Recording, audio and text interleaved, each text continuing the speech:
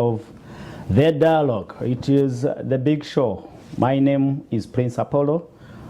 It's time to look at the big stories which made headlines within this week. Quite a busy week. And the panel is here to take you through those big stories. Dr. Gerard Wanzara, a public policy researcher. Dr. Daniel Rugarama, a scholar and Pan-Africanist, has joined us this morning, and Richard Baguma, a communication expert, is also here to take us through those big stories. Welcome aboard, and straight away I would ask Richard to speak to our viewers and tell us briefly, how was this week? Thank you very much, Apollo. Good morning, colleagues. Good morning, viewers. As always, it's nice to be here. When you sent me the message about the topics, I shared with my class, one of my classes. When I was studying mass communication, I used to be a nomad. Go to political science, go to philosophy, go to literature, go to economics. So we have a literature class of 1993. Wow. We have a group we meet, and so I told them I'm going to go doing what I learned. I said, oh, we'll be watching. Yeah, so greetings to all our viewers. It's always rare, by the grace of God, that again we are here. And so we thank God for it. And now I think I keep increasingly remembering to thank the visionaries of this media house, for setting for us this platform. My week, it has ended on I have mixed feelings. One of my old men, whom I admired, he used to be a permanent secretary in the Ministry of Local Government. He retired some time ago. He became a consultant at a company we had started. The late passed away yesterday, called Ruchogoza. So I got the news, but also Mr. Ruchogoza became my father-in-law. Wow. One of my brothers is married there. So I have mixed feelings. I am happy that he lived a very successful, very full life. He has rested after being in pain for a while. Of course, I'm also sad that this man who I learned a lot from has gone. The rest of the week has been relatively interesting. Yeah. Are you worried about the red eye yes. outbreak? Absolutely, yes. I worry about these outbreaks that are repetitive and shouldn't be very difficult to manage, except that we are largely a hygiene problem and we don't follow. Because even me, when I was in secondary school, we had red eyes. And that is what, 30-something, close 40 years ago. We still have some of these problems. I think we need to deal with them. And when I came in studio, I was saying, let's not shake hands, let's shake elbows. And we started discussing red eyes. But people are not complying.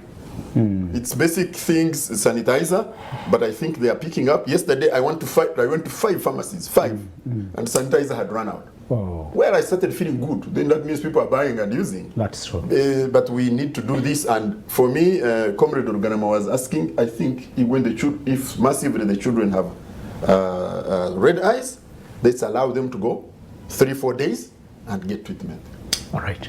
Thank you so much. And Comrade Rugarama, just a word and we kick off the show. Yeah, good morning, comrades. I'm happy to have come back once again to the studios, and I'm looking forward to a very beautiful debate. The week has been punctuated with the increased tension, especially in the Middle East.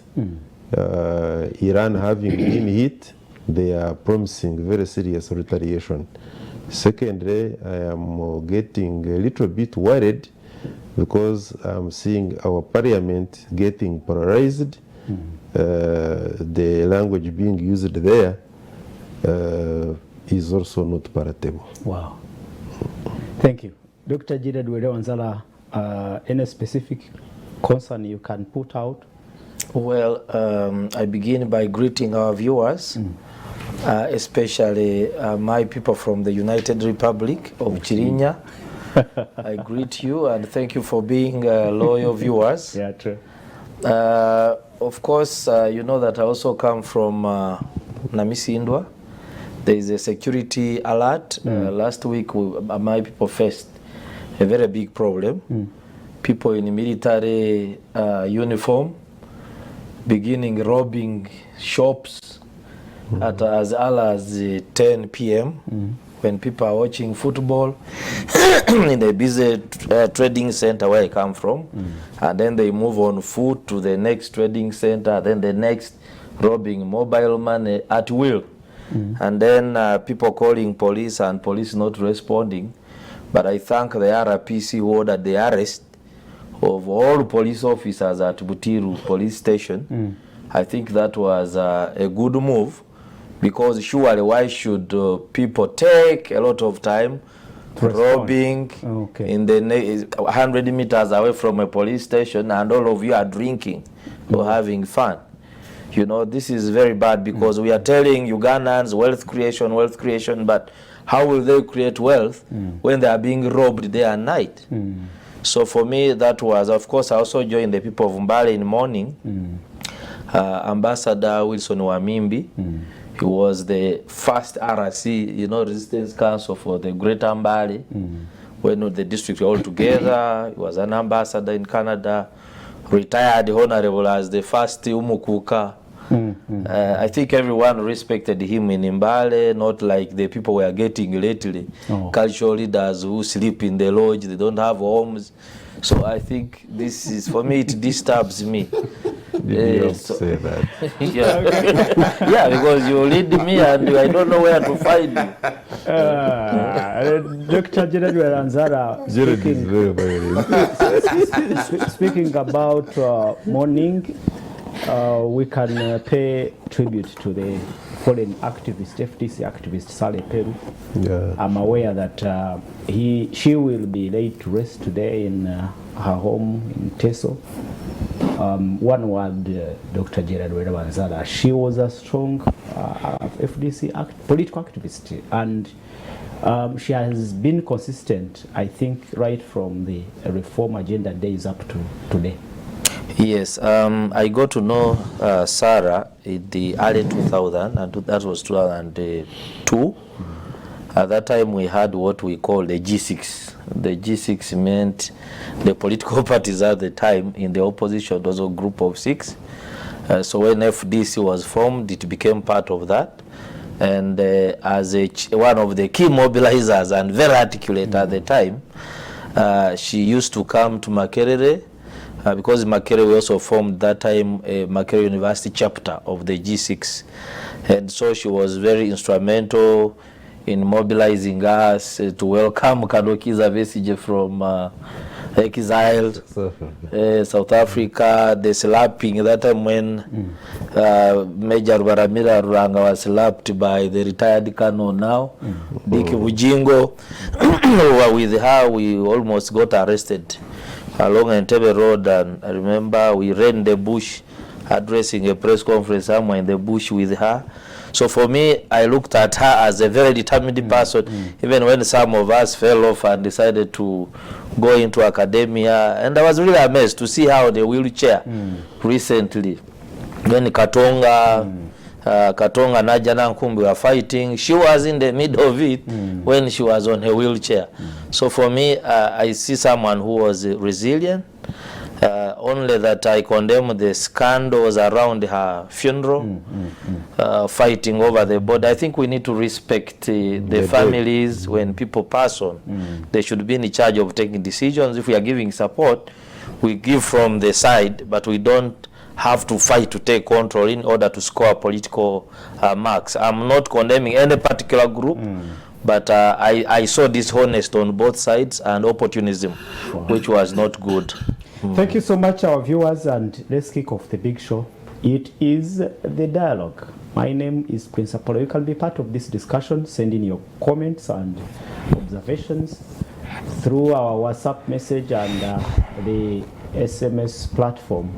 Tell us what you think about these topics, and we'll quickly go to the standoff between the business community, especially in urban cities, and URA, the tax collecting body. And it's about One, they claim unfairness in enforcement of tax policies. They also claim there is also brutal enforcement of the recently introduced EFRIS. It is an electronic, a digital platform that collects data on sales that are made by these traders, and it has been running for some time, but those are the issues probably which we'll interrogate. Why now? Why now? And I'll start with you, Dr. Jared Rewanzara.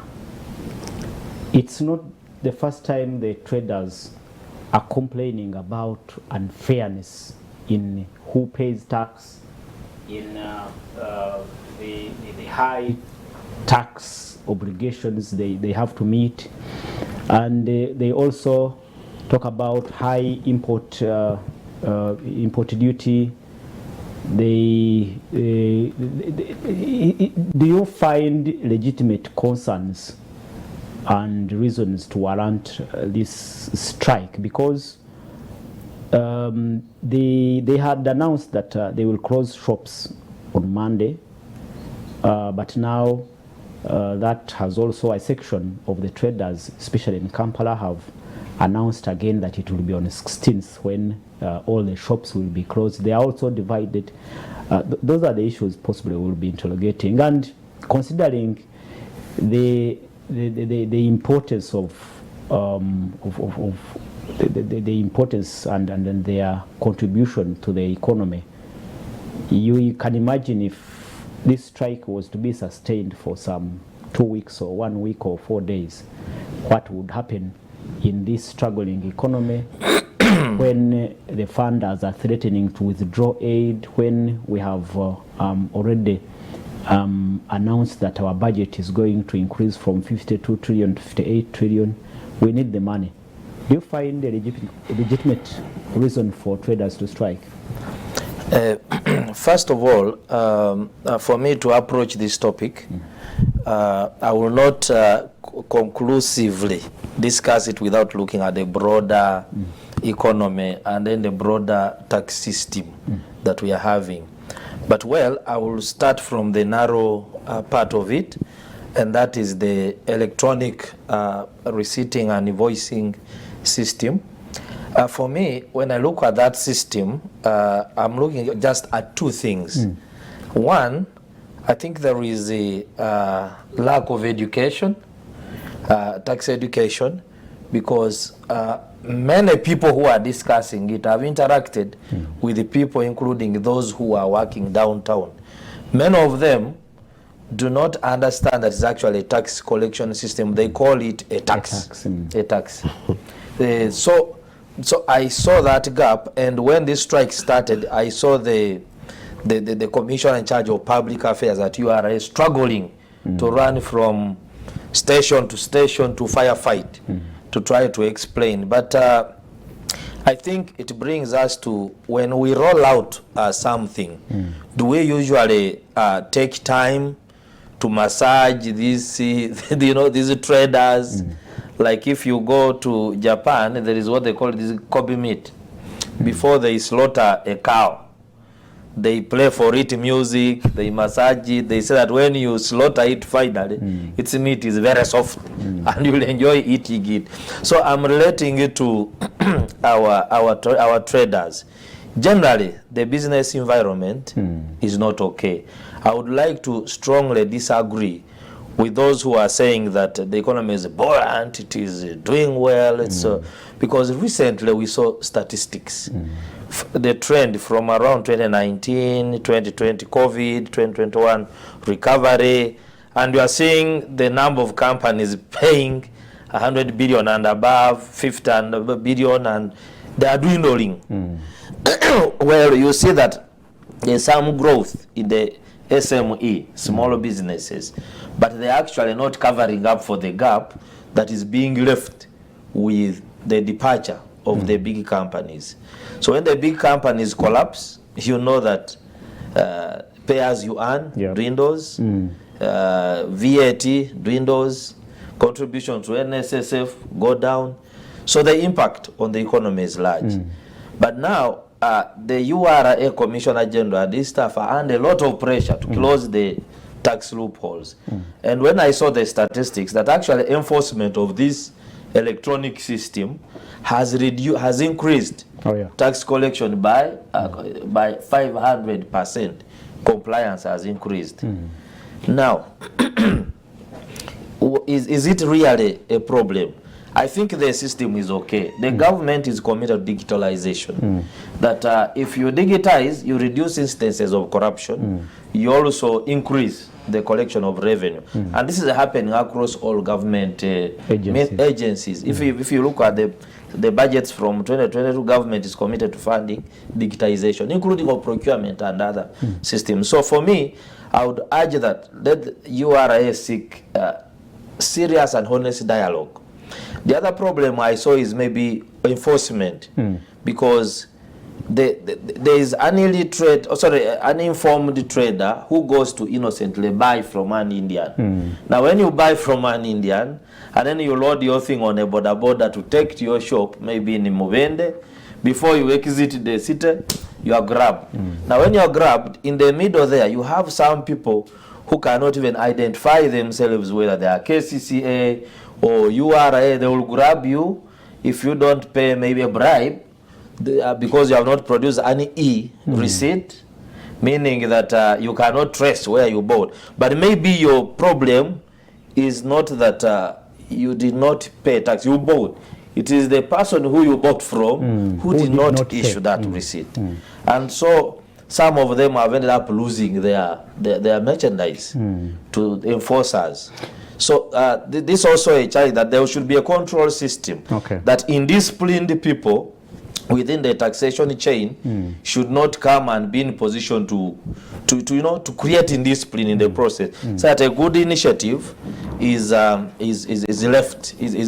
killed because of a few indisciplined rotten tomatoes. But generally, broadly, a good tax system should promote equity. It should be, just a minute, just give me 1 minute. It should be one that does not focus on taxing same things. So I'm seeing a situation where taxes are being introduced targeting the same. Look at how fuel prices have been increasing. Even this year there is an increment. And then you are saying that the high fuel prices are distorting the economy, okay? And you want now to create a monopoly of UNOC to control oil as a strategic asset, even imports. Now, you are saying if you do that, you'll reduce the prices. But at the same time, every year you're adding 150, 100 on the same commodity. So our economy, I don't know how we are going to do it, but it needs some diversity. So that the tax is not borne by the same product, same people. So it makes life hard for the population. Is it what traders call double taxation? There have been concerns and claims of double taxation. Is it connected to what you're saying, that they are taxing the same product year in, year out, or that is something different?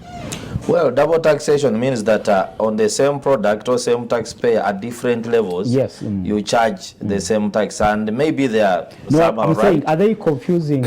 Like you said, they are not well sensitized about these tax policies. Because what I know is that VAT is a consumption tax. It doesn't target the trader, it targets the consumers, the final consumer. But say import duty, for instance, it targets the trader.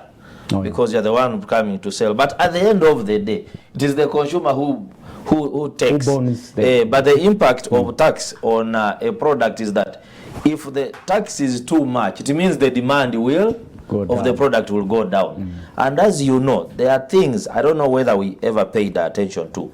When COVID came, these downtown traders had loans. What the government did, there was no really like a kind of bailout. They were only told to reschedule loans with the banks. You postpone payment for say 3 to 6 months, and then when things normalize, you pay. Then there are people, all of their merchandise were locked in the shops, including I have a sister who was in town. Her merchandise was locked there for many months. Now, when she restarted paying, working, so she was paying rent twice. For the period she never worked, almost 8, 9 months. And then, so she was paying concurrently. So people have not recovered. It's a reality. And I've not recovered from the effects of COVID-19, but the Minister for Finance in charge for general duties at the Ministry of Finance, Honorable Henry Musasi, was in Parliament defending the introduction of these new taxes.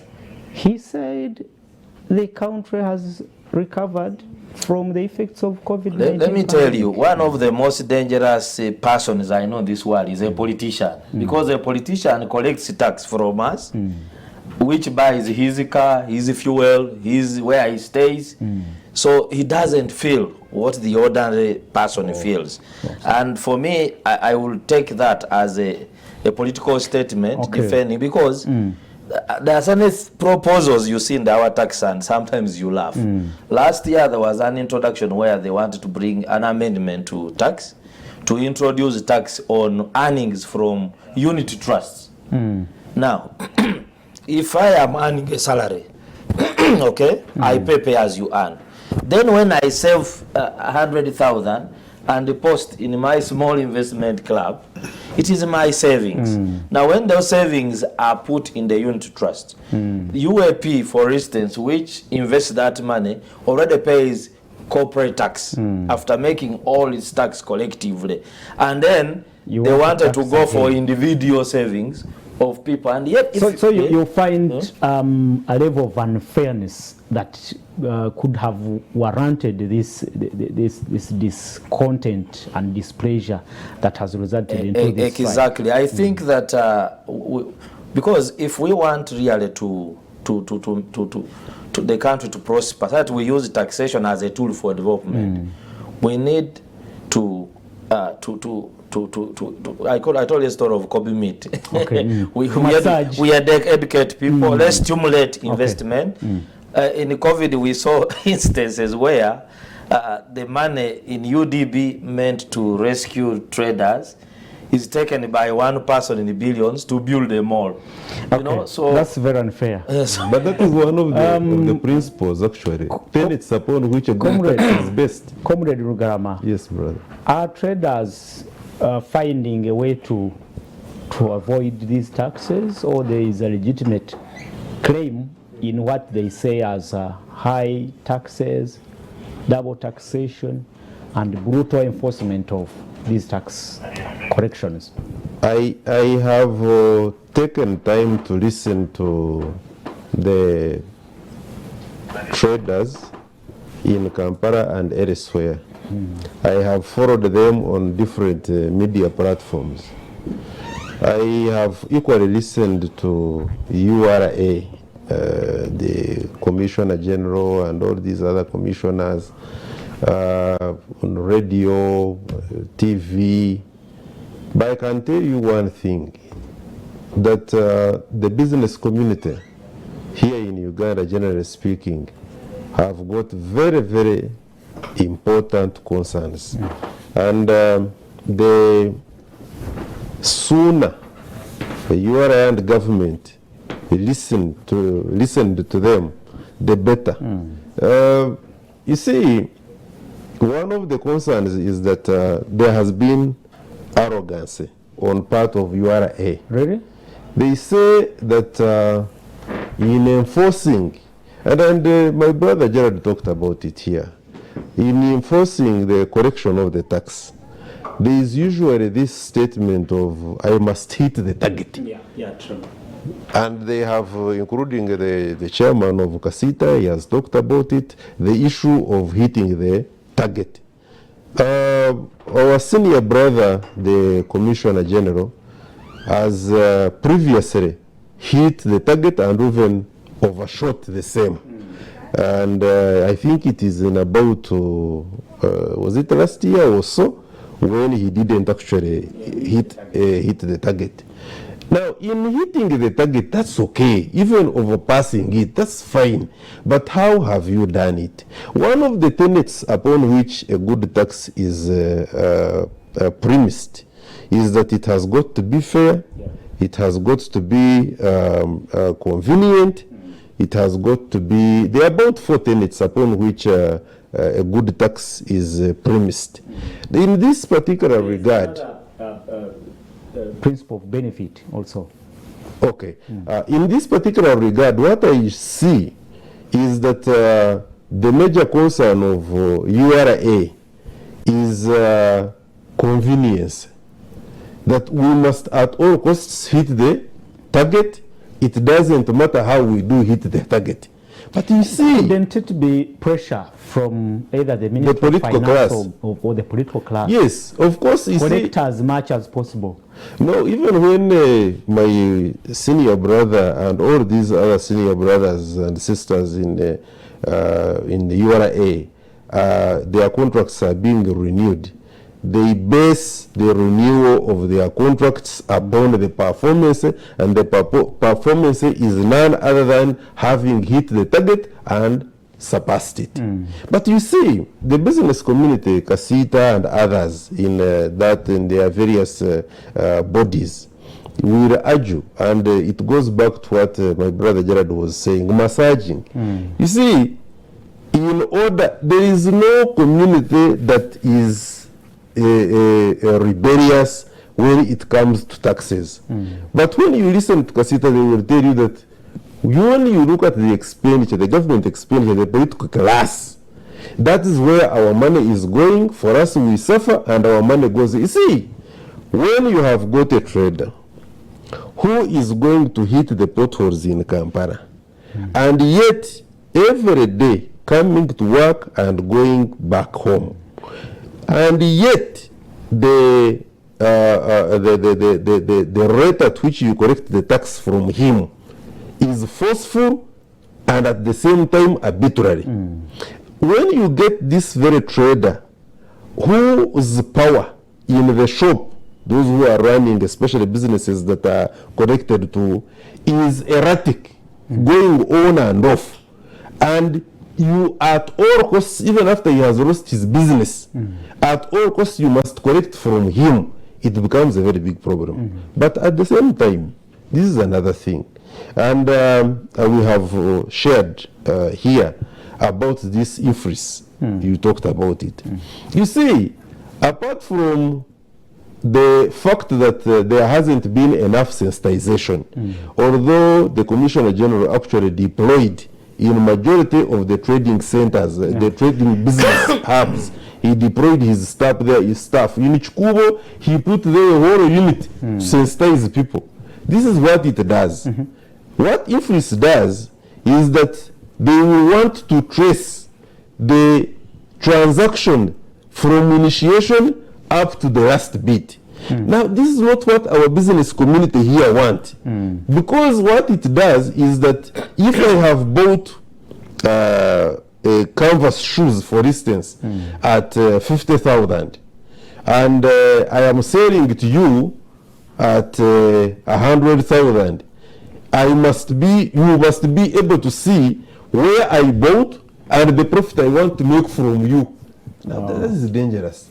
This is the business community. The way they have been structured is to make profits without disclosing how they are making Sometimes profits. abnormal profits. Yes, That is super. what they don't want to be disclosed. Absolutely. So on the part of our business community also, although I am really bidding for them, you can see that there is a bit of dishonesty. But this is how the business has been, and it's not about to change. And even if you wanted to change it anyway, you don't do it abruptly, because there is the argument that you see this IFRIS started way back even before COVID-19. Yeah, 2019. Yes, before COVID-19, and because of COVID, we delayed, now we are implementing. All right. But there is, you have got to go. I'm waiting for that meeting with the president and what he's going to tell them. Because you must mix politics with business. There is no way you are going to tell the Chikubo person and these other people that you must disclose your profits, and therefore, because the person you are selling to will want next time to go to where you bought, and you will be out of business. What is the So there are many issues playing out. Yes, behind. but maybe also to conclude on this, there will always be success in listening to one another. I have repeatedly listened to both the URA, the political class, our senior brother Musasizi, because he does the talking most of the time. I follow the proceedings in parliament. I've listened to Kasita, the Sechitos, and is it this Dr. Chairperson, and especially those two. And when you weigh, you can see that in some respect, although audience is given, whatever they agree upon, there is not respected on the other side, especially of URA, because what happens is that their URA staff are going to be told that you go and correct the tax.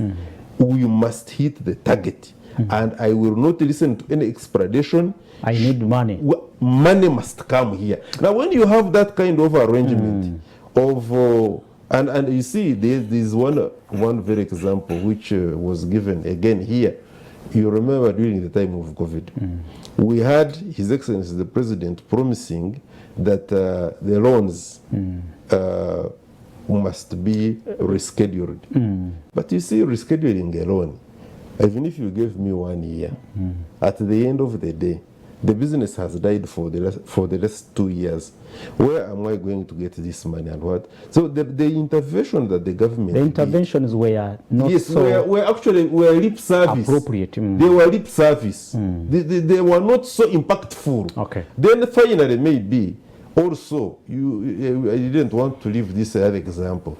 There is example of the rent. When you look at the owners of the buildings here around the business community in Kampala and the other cities, you will find that these private business commercial building owners didn't want to listen at all. Okay. You have suffered, you have not opened, your goods have been confiscated, you are also going, and some of the properties by the way were auctioned. Businesses, I want to conclude by saying some businesses closed. By close, I have not done the computation, but by when people were resuming from COVID, the business community were over 54% of the businesses died.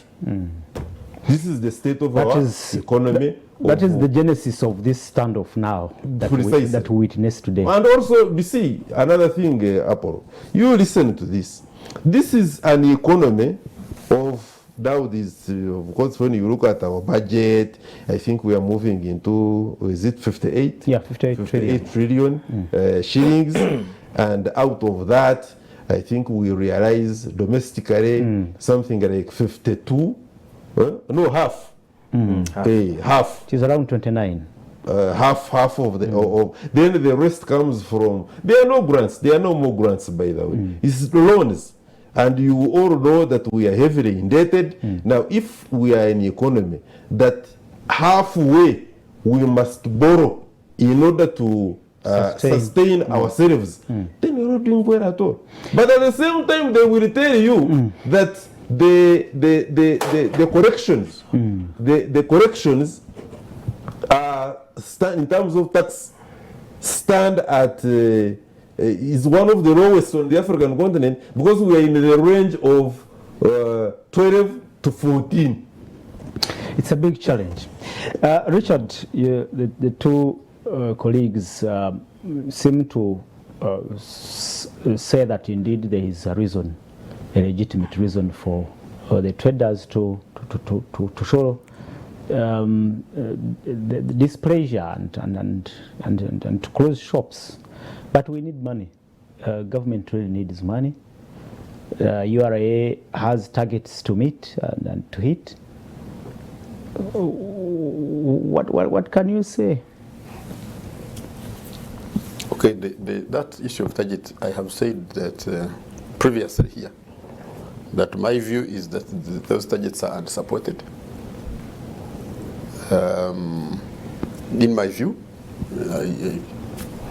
I think that government thinks they want to spend this much, then they say, oh, collect this much. I don't think they are supported, those targets are supported by the economic activity on the ground.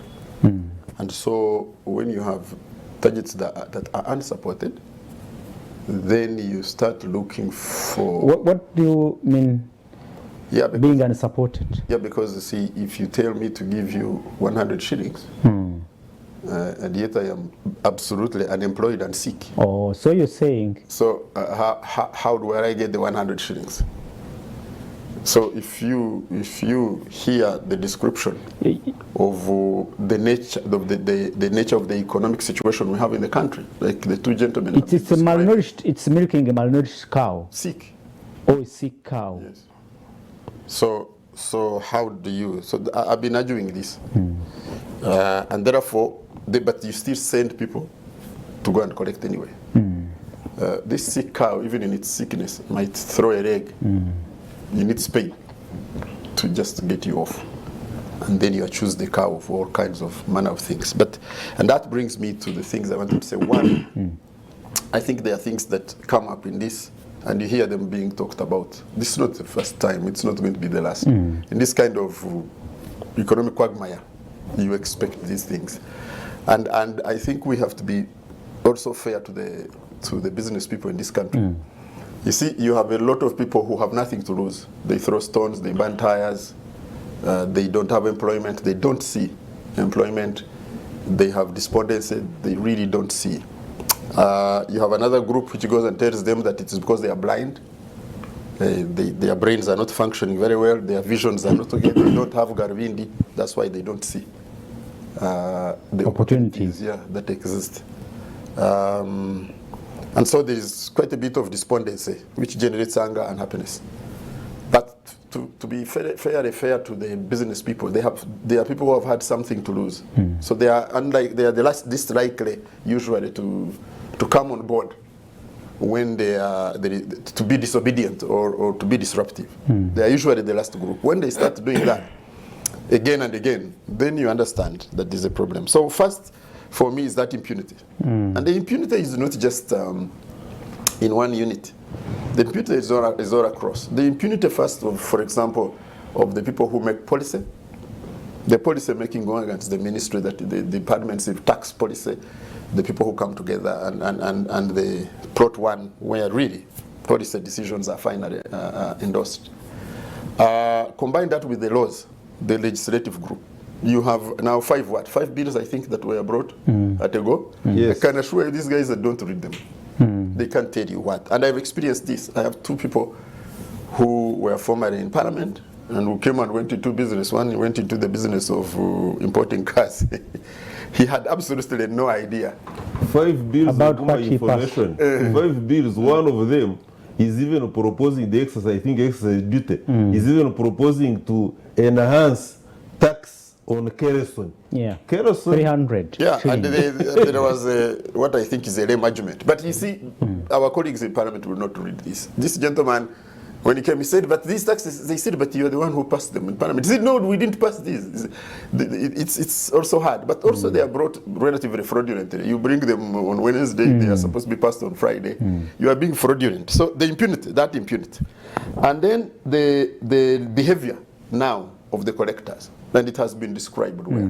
I told you I was seated in a restaurant one time and 4 young gentlemen came and started discussing how they are going to give a bill, an overestimated bill of tax to a taxpayer. Then he will come pleading with them. Then they will get a bribe from him, and then they will put the back Imagine. the proper tax, and then they can. You have all kinds of bills. This is also is happening. I mean, that if I'm competing with you, I can actually go into the tax body and cause them to generate a huge certain bill of bills taxes. that will make me outcompete you kick and you out of destabilize you. business. But also the profligacy. First of all, the looting. The looting is across. You have looting of the people who are collecting. They come to loot. He has a target of a 300 million vehicle for himself this year, and so he must do everything to you. And then the people who did tax policy and law give him so much powers that the process of appeal is too complicated and expensive. They say if you are going to appeal, we have given you a bill of 90 billion for tax. If you are going to appeal, first bring 30 billion and it is on the side. So how do you take 30 billion out of my business and expect me to keep? And so when I appeal, you have crippled me anyway. Yeah, not even just securities. So you see, this whole spectrum makes it impossible for the economy, for people not to quarrel. And the easiest way to avoid tear gas, because you are going to brutalize them. Yes. So they just step back, because when they come to voice themselves, you brutalize them. That's your approach. And so we need really to also look at the behavior, which is part of the impunity. In enforcement? In enforcement, in collection. Yes, in enforcement. In our behavior, our reaction. We don't sit to talk. And now that's what I'm coming to, lack of consultation. That this impunity is that for us to have the power, so we don't consult you. No. You must pay. You must because we need money. And then, but you come and I tell you, no, you see, if I go to import a car and I have got a car at this price, and for you say, no, me the price I know. I've imported the car at $3,000. This is the evidence. You say, no. Me, I have my rates. And my rate is 7,000. I wonder, Richard, URA, if you talk to them, they will tell you they have constituted, and together with Ministry of Finance, some levels of engagement in case taxpayer feels discontent about the bill of taxes or what. They tell you we have a tax tribunal, we have... No, but you see, Apple... Tax tribunal, you can appeal at this level. If you don't, you can even go and petition the Commissioner General. That is what they will tell you. PR things. No, Apple. These traders... What is done? These traders in Mbarani, Masaka, in Kampala, and Gwad, we are talking about what is done. Somebody was on phone. I was there, a former commissioner, called a person in URA and was explaining this, said, but under which law are you taxing this way? Because the law says this and this. And then the boy, because our phone is these older people, they are usually loud. And he said, whether you are who or are who, I said you are going to pay pa. Imagine. Put back the phone. Arrogance. Yet they say they have a tax appeals tribunal that you can even petition the Commissioner General. That's why I was telling you, if you go and give me a wrong 15 billion assessment, and I go to appeal and you say you have to bring 5 billion and it sits there and waits. Let's also look at a lot of tax disputes and other commercial disputes. I think it was the commercial court which was saying it has 7.7 trillion in disputes. A lot of them tax related. So I wanted to say that it's this whole environment that gets people to get to this point. Irritated. And that they fear tear gas, they just withdraw. So you don't bring them. But there's also misinformation happen.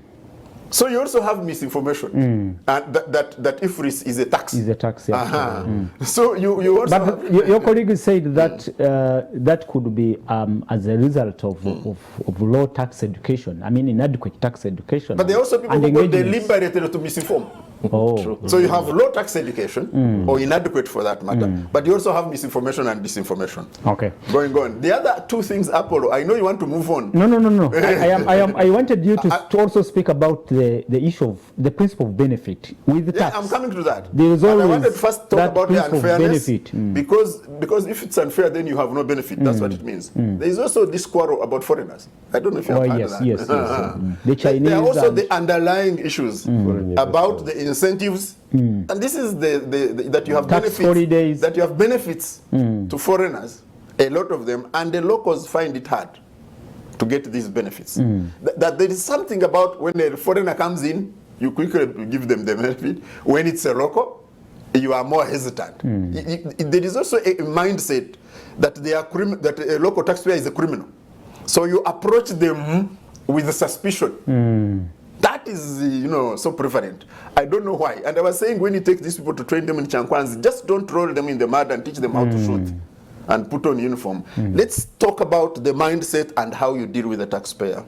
The other thing that I have heard that has been coming up are the people who don't pay. There is a class of people who evade taxes. Again, the impunity that I was talking about.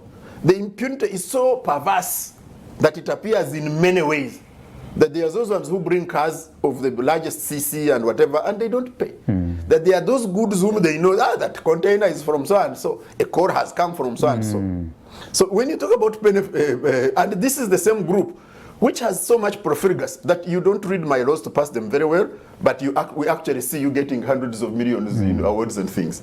So you have all this a population that has all this mix, and really it makes it a problem for you. Thank you so much, Richard. And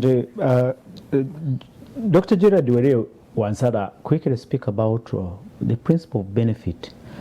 I am not sure if this standoff has partly been triggered by I don't want even to call them allegations about the opulent lifestyle the politicians and top government officials in this country really live. We have been discussing issues around awards and what, and even this week Parliament passed a resolution on awarding the Auditor General with 500 million, but it was a whole package of retirement benefits. We have in our country now top officials who are now getting all the benefits. When you retire, you have to go with your salary, you have to go with your vehicle, you have to go with security, you have to go with the medical insurance, all that. Could it be connected, this standoff somehow connected with that opulence lifestyle we have been discussing? I think my colleagues, especially Richard, articulated it very well. You see, there is always an assumption that the ordinary person does not understand. I think that's the feeling of some people. But let's look. I'll just give a few examples. In the last year, financial year, the Auditor General said we were only able to release about 43 trillion shillings. That's the money we actually disbursed and spent, because we did not have money anyway. So why do we go ahead to say we are budgeting for 58 trillion? There is no common sense in that. And then the other is that people are pointing out. I'm not a NUP supporter, but you participated in the alternative budget last week, areas of extravagance. The president has stood addressing us, saying it's now time to cut travels abroad by government officials and so forth. It doesn't happen. It continues the same year, this year after year. Now, if you move around town, almost every office, there is a president's office. So many advisors. Now, there are old men and women in this country who Uganda has been so kind to. They studied freely. They got jobs easily. Uganda paid them very well. Their children are educated and working. They never leave the payroll. Whoever retires, instead of going home and become an advisor in the village or in the community, wants to stay around the corridors of State House looking to be on the payroll. So if you are a great-great-grandfather, you have grandchildren who are supposed to be employed, what are you doing around State House with the pension? You know, we are looking at the extravagance of bribe, allegations of bribe around the parliament. And then you say, we know that MPs are entitled to mileage, for example, and it is within the law. It can, but then when they receive, say, 100 million under the carpet, we say we put it on transport. Why did it come in cash? Why did it come in cash? So I think by that we are abusing the citizen of Uganda, we are abusing a taxpayer, we are actually generating a situation where people will be angry with the leadership. And right now, maybe I can say the leadership is going to the east and the citizenry is going to the west. And with the time when that gap widens, it will be better and predictable. Thank you so much, our viewers. You can be part of this discussion. We'll be going for a quick break, but when we return, we'll conclude on this matter. Looks like several issues are coming out, and it all exonerates the business community for coming out and show their displeasure and threatening strikes. And I imagine what would happen if these traders were stuck to their guns and closed shops for 1, 2, 3, 4 days. You want taxes, but the people who contribute are not happy. I don't know. I don't know. There must be a problem. A standoff would further paralyze our economy. It's already paralyzed. So, Comrade Rugarama will come back with you when we return, just to conclude on this matter, especially on the issue of the concern about extravagance of the political class, especially, who are now, disconnected from the real, from the reality on the ground. The traders are really bleeding. Let's go for a break. When we return, we'll look at your messages and comments and observations, but it will be a short while and the big debate will return. Welcome from the break. It is the big show and it is the dialogue. Me, Prince Apollo, Dr. Gerard Werewanzala, Dr. Daniel Garama, and Richard Baguma Tinkasimire, taking you through the big stories of the week. Send in your comments. We are looking at the standoff between URA and the traders, especially in Kampala and other cities, protesting the brutal enforcement of some tax procedures and policies, high taxes, and all those issues. And we are looking at what actually could be behind this standoff and whether the traders have legitimate claims and concerns over these issues. Comrade Rugarama, let's conclude on this matter, especially on the benefit from these taxes, looking at the opulent lifestyle our politicians and top government officials want to live. Thank you once again. I just have about 2-3 things really to mention very quickly. One, every community is desirous of paying tax. True. They would have no problem paying tax as long as they can trace where their tax is actually going. Now, the various taxes, because we have always been compared, when you listen to officials, top officials from URA, political class, they always be talking about how we are far below.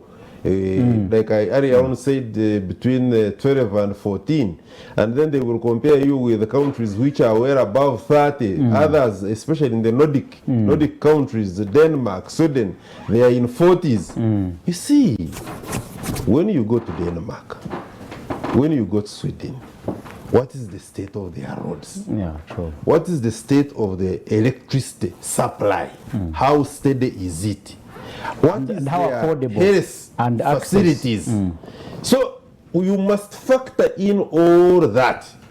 Now, I can guarantee you, I will even pledge to eat my rubber shoes, that let the government give the population reason to pay taxes and see if they are not going to pay the taxes. You don't have to run after anybody. As long as the hospitals are functional, the medicine is there, the doctors are well remunerated and the rest of the staff, the roads are super, electricity supply is constant, you will always have the population pay the taxes without having to run after them. All right. Two, there is this issue of the tax register. See, when you look at our tax register, some time back, I think it was about 3-point-something million people who pay.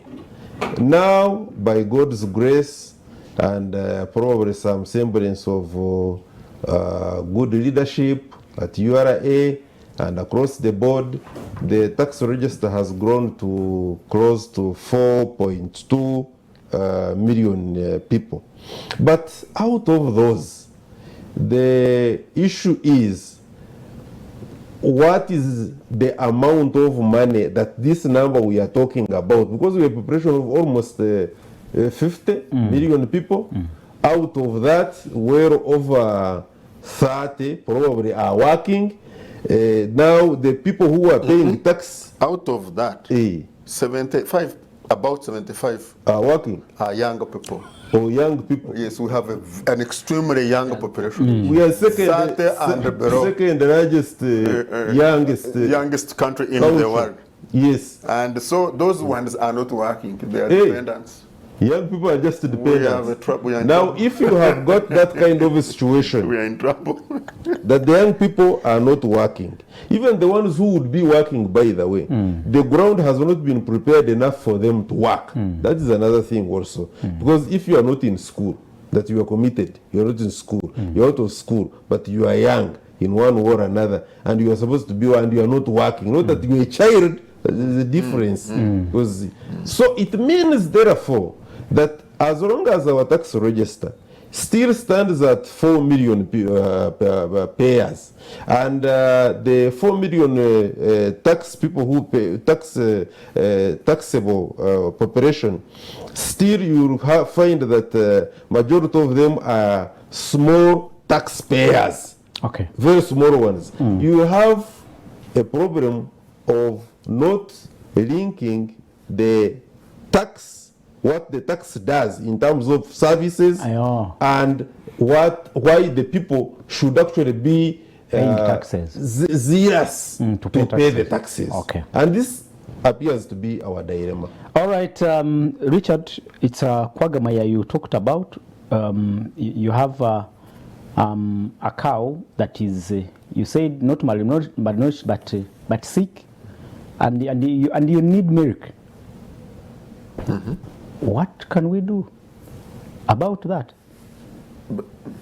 First of all, Literally, I'm saying, how can we get out of this? What should the policy makers be doing? first of all, try not to eat the food that the cow would be eating. Is that's what's Try not happening? to- try not to eat the cow that the food will be eating. Let me give an example. You say that the COVID recovery fund is 200 billion. Who does it go to? It doesn't get to To the cow. So if you if you drink the water of the cow and you eat the food of the cow, and you are not a cow, maybe we should also make you a cow if God could turn you into a cow. So if you put this package and you loot it, it becomes very difficult to see. When you are, because you are a public, the level of profligacy, the level of, what can I say, ostentatious, the expenditure, you crowd out the private sector from credit. That you are the one borrowing money from the commercial banks. So even the private sector, that would be then the engine that will drive your taxation. You are pushing it out, because this is what happens. When a bank is considering lending and the government is borrowing, government is such a secure borrower and it borrows so much money that for you, the private person, the bank will not need you. So you will have no money to borrow and use, because a lot of businesses will run on borrowed money. Expensive money at that. But yeah, if it's available, it's not even available because the government has borrowed it. So you are crowded out completely of credit. So the businesses have no credit. But then the government, which is the largest purchaser of business people's things, also doesn't pay. Yes, you have what is the what do you call the arrears? Domestic arrears. Domestic arrears. This is English. When they say domestic arrears, it means that the money to the local businesses that has not been paid is in trillions. So you have this cow which you want to milk, but you are doing everything to kill it. Wow. So the behavior must change. must change. Absolutely. And that Apollo includes our banking sector. Let me just mention something. Let me about the first tell our banking viewers sector. that you can send in your comments on 0701 609906. I request the producer to run that number on the screen make your comments brief and your observations really clear. Let's read them out in 10 minutes to come. Okay, I was Quickly. saying the money that is used in majority of the LDCs, Uganda inclusive, is very expensive money. Yeah. In the sense that the rate at which money is borrowed from the bank is very high. And there is no way, we are not magicians, that you are going to create, make profits, break even, be successful in business when you are using expensive money. So, Dr. Gerard, your colleagues and yourself now paint a picture of a struggling economy, but even with the managers of this economy not doing the right thing they must do, that spells doom. Perfectly, they have put it. In 2 minutes, because you have given me a short time, there is this which Richard briefly hinted on, the issue of foreign investors, in quotes. They have become a big problem in town here. How? They also affect the tax collection. For instance, if I had a shop downtown and I'm getting these women's hair from Darling, you know, Darling company somewhere in Namamvi.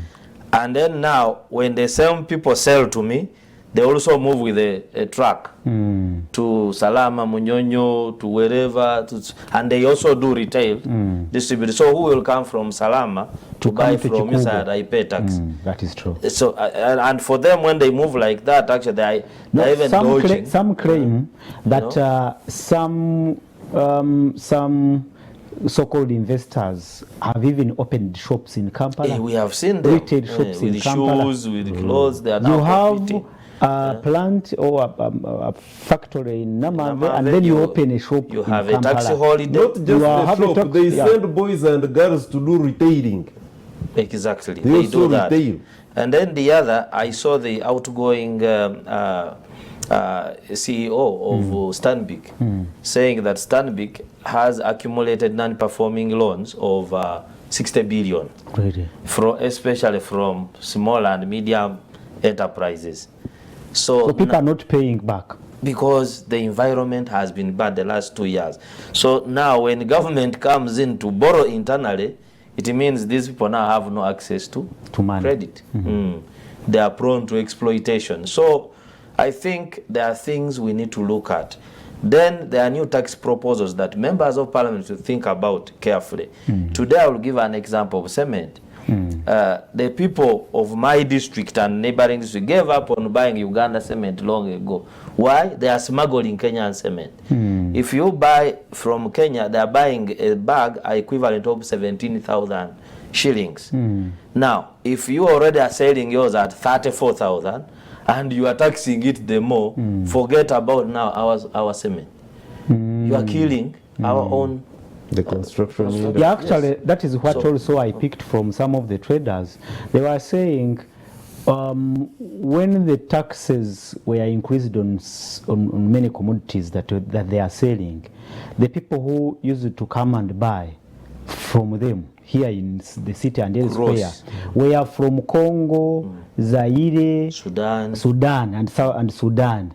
But now they are no longer coming because the cost of buying a commodity in Kampala is now higher than buying it elsewhere, like you said, either in Nairobi, Kenya, or somewhere. Or and some products that should traditionally be they are finding alternative like cheaper. alcohol.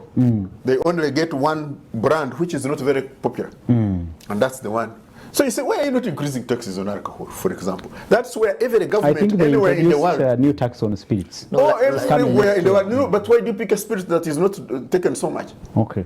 Because it's a lie to say the brands that they drink so much, which should be taxed, those ones are left. And that is a sure way, by the way, of getting the money.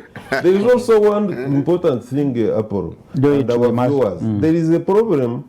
The last I checked, I don't know if they have changed the economics around the taxation. Factors of production are not supposed to be taxed. But there is a proposal now to start taxing land. That when there is a transaction, then land, you pay a tax. It's coming now, next isn't year. land a fact of production? It is. Things have changed. There we go.